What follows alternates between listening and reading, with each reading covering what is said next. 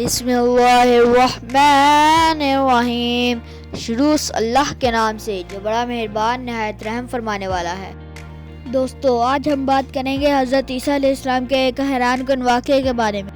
ایک مرتبہ اللہ کے نبی حضرت عیسیٰ علیہ السلام اپنے ساتھیوں کے ساتھ چل رہے تھے۔ اتنے میں آپ کے حواریوں نے کہا، اے عیسیٰ ابن مریم، کیا آپ کا اللہ آسمان سے کھانا اتار سکتا ہے؟ تو یہ سن کر اللہ کے نبی عیسیٰ علیہ السلام نے فرمایا، اے لوگو، اگر تم مومن ہو تو اللہ سے ڈرو۔ تو انہوں نے کہا، ہم تو اپنے ایمان کی تازگی کے لیے عرض کر رہے ہیں تاکہ ہم اللہ کی قدرت کو دیکھیں اور پیٹ بھر کے کھانا کھا کر اپنے ایمان کو بڑھائیں، اور وہ لوگ جو کفر پر ہیں ان کا ایمان بھی آپ پر ہو جائے۔ بس یہ سن کر اللہ کے نبی حضرت عیسیٰ علیہ السلام نے ہاتھوں کو بلند کیا اور اللہ کی دربار میں دعا مانگی کہ اے اللہ، ہمارے لیے آسمان سے دسترخوان اتار تاکہ ہمارے اور آنے والے لوگوں کے لیے یہ نشانی عید بن جائے۔ بے شک تو بہترین رزق دینے والا ہے۔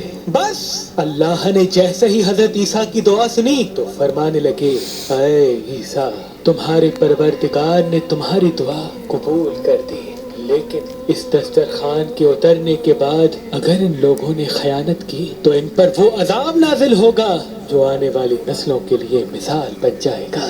ابھی یہ الفاظ مکمل ہو ہی رہے تھے کہ اتنی دیر میں آسمان سے فرشتے دسترخوان اتار کے لے آئے، جس میں 7 مچھلیاں اور 7 روٹیاں تھیں۔ بعض روایتوں میں ہے کہ آسمان سے مچھلی اور گوشت اترا، اور کچھ روایات میں کہ ایک بڑی مچھلی خوب پکی ہوئی اور قسم قسم کی سبزیاں اور روٹیاں دسترخوان پر موجود تھیں، اور ایک روٹی پر روغن زیتون، ایک پر شہد، ایک پر گھی، ایک پر پنیر اور ایک پر گوشت کی بوٹیاں تھیں۔ بس جیسے ہی حضرت عیسیٰ کے حواریوں نے اس نورانی دسترخوان اور روٹی کو دیکھا تو ان میں سے ایک، جس کا نام شمعون تھا، جو اپنی قوم کا سردار تھا، کہنے لگا کہ اے روح اللہ، کیا یہ دسترخوان دنیاوی کھانوں میں سے ہے یا آسمانوں کے؟ اللہ کے نبی عیسیٰ علیہ السلام نے فرمایا، یہ دسترخوان نہ دنیا کے کھانوں میں سے ہے نہ آسمانوں کے، بلکہ تمہارے پروردگار نے ابھی ابھی ایجاد کر کے تمہارے لیے اتارا ہے۔ پھر آپ فرمانے لگے،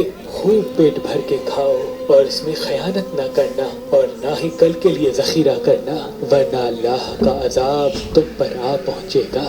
لیکن افسوس، وہ لوگ اس کھانے میں خیانت بھی کرتے ہیں اور کل کے لیے تھوڑا تھوڑا چھپانا بھی شروع کر دیتے ہیں۔ بس جیسے ہی رات ہوئی سب پیٹ بھر کے سوتے ہیں اور اللہ کا عذاب ان پہ آ جاتا ہے۔